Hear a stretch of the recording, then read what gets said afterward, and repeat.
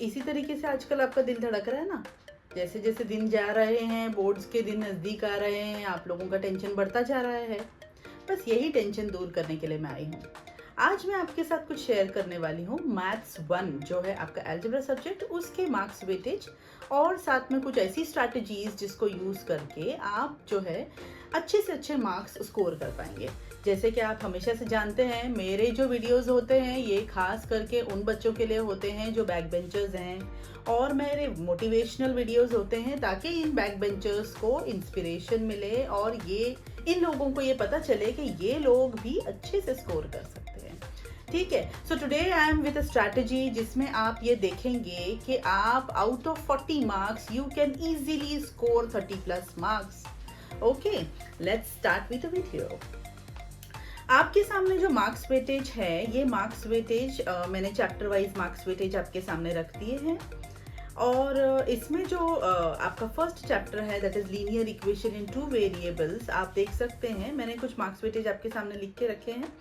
जैसे linear equation in 2 variables है वो आपका 12 मार्क्स का है। क्वाड्रेटिक इक्वेशन जो है दैट इज ऑफ 12 मार्क्स।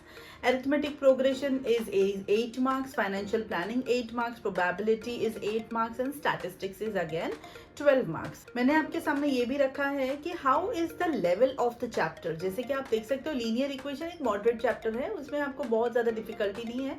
थोड़ा आप प्रैक्टिस करोगे और आपको बहुत ही अच्छी तरीके से आ जाएगा। इनफैक्ट क्वाड्रेटिक इक्वेशन भी उसी लेवल का है। Arithmetic progression is a easy chapter. Financial planning को मैंने हार्ड रेट किया है। वो हार्ड इसलिए रेट किया है बिकॉज फाइनेंशियल प्लानिंग जो है इस चैप्टर में आपको जीएसटी वगैरह जैसी बहुत सारी चीज़ें जो है वो ध्यान में रखनी पड़ती हैं। ठीक है, इसके बाद में हम देख लेते हैं कि आपका जो स्टैटिस्टिक्स और प्रोबेबिलिटी चैप्टर है ये भी बहुत ही इजी चैप्टर है, लेकिन स्टैटिस्टिक्स जो है ये चैप्टर जो है ये कम्प्लीटली फॉर्मूला बेस्ड है। तो मैं यहाँ मार्क कर देती हूँ आपके लिए कि जैसे कि लीनियर इक्वेशन है, linear equation I will consider it as easy. Just a सेक।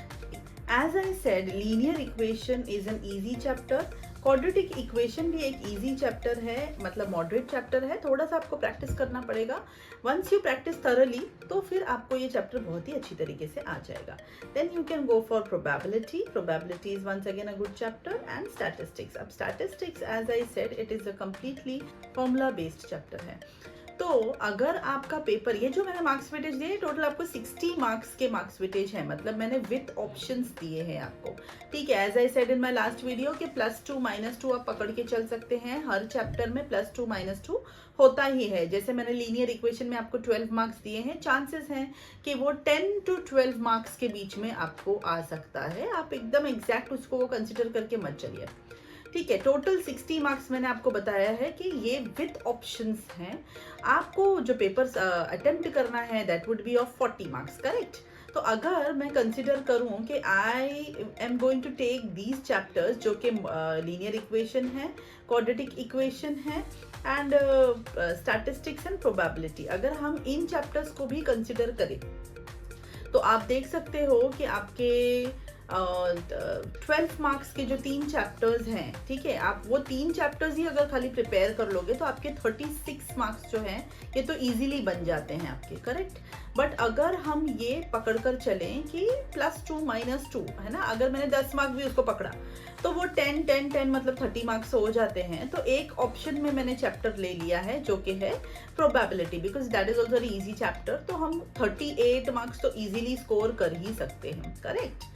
अब जो चैप्टर मेरी तरफ से आपको सजेशन रहेगा कि जो बच्चों को चैप्टर स्किप करना है, कोई ऐसा चैप्टर है जो आपको काफ़ी तकलीफ दे रहा है, जैसे कि financial planning, it is a difficult chapter. अगर आपको तकलीफ दे रहा है तो ये चैप्टर को आप स्किप कर सकते हो कि हम उसे अगर स्किप भी कर देते हैं, रिमेनिंग चैप्टर्स के ऊपर अगर हम ध्यान देते हैं तो 36 to 38 मार्क्स जो है वो हम ईजीली स्कोर कर सकते हैं। ठीक है, ईजीली यू कैन स्कोर। लेकिन उसके लिए जो शर्त है वो क्या है कि आपको उसके सारी एक्सरसाइज क्वेश्चंस जो है ये सॉल्व करने हैं, नंबर 1। नंबर 2 क्या हो जाएगा, आपके सारे सॉल्व्ड एग्जाम्पल्स, जितने भी सॉल्व्ड एग्जाम्पल्स है आपकी बुक में, ये सारे के सारे सॉल्व्ड एग्जाम्पल्स आपको सॉल्व करने हैं। ठीक है, and the third part, the most important part would be the PYQs। ठीक है, मतलब आपके प्रीवियस ईयर क्वेश्चन पेपर्स जो होते हैं, जो कि I would mostly suggest back benchers के लिए आप कंसिडर कर सकते हो 5 इयर्स पेपर, और अगर आप टॉपर्स में से हो तो आई वुड सजेस्ट कि आप 6 इयर्स के पेपर्स जो है वो सॉल्व करिए, थरली सॉल्व करिए, ताकि आपका हैंड्स ऑन अच्छा हो जाए उसमें और आप अच्छा स्कोर कर सके। ठीक है, टॉपर्स के लिए मेरा टारगेट है आपको 38-39 के नीचे नहीं आना है, फाइन। और बाकी जो बच्चे हैं, वो जो बच्चे थोड़े से on a lower side of the score board है, ये सारे बच्चों को 30+ स्कोर तो लाना ही पड़ेगा। ठीक है, तभी ही आपका मैथ्स का जो स्कोर जो होता है ना, वो ही आपके परसेंटेज को बूस्ट करता है। In your 10th state board marksheet आपका मैथ्स जो है ये बूस्टर होता है। You can score 100 on 100 in maths if you know that. ठीक है, तो अगर आपको तो पता ही होगा कि मैथ्स 1 एंड मैथ्स 2 ये दोनों के मार्क्स क्लब कर दिए जाते हैं।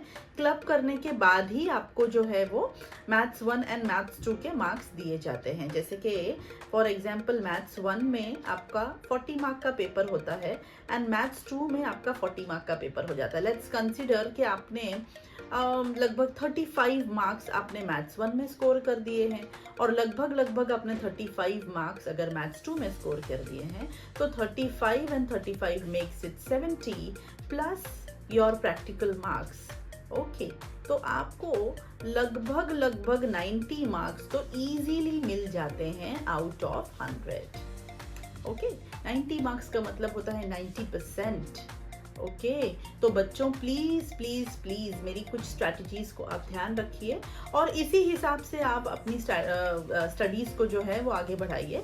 ऐसे ज़रूरी नहीं है कि आप सारे के सारे चैप्टर्स करें। जिस चैप्टर में आपको अच्छा आ रहा है, वर्क ऑन हैंड्स आपका अच्छा है, उन चैप्टर्स के ऊपर ज़्यादा फोकस करिए और उसे एकदम थरली रिवाइज करिए, ताकि आपका वो चैप्टर अगर कंप्लीटली अच्छी तरीके से आपका हो जाता है तो you can easily score marks with using the strategies and skipping any of the chapter which you find difficult.